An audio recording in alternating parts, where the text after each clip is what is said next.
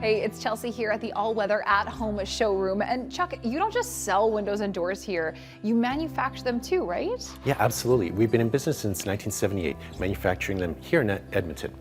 Built by Albertans for Albertans. I love that. Why is it so important to manufacture them as well as install them?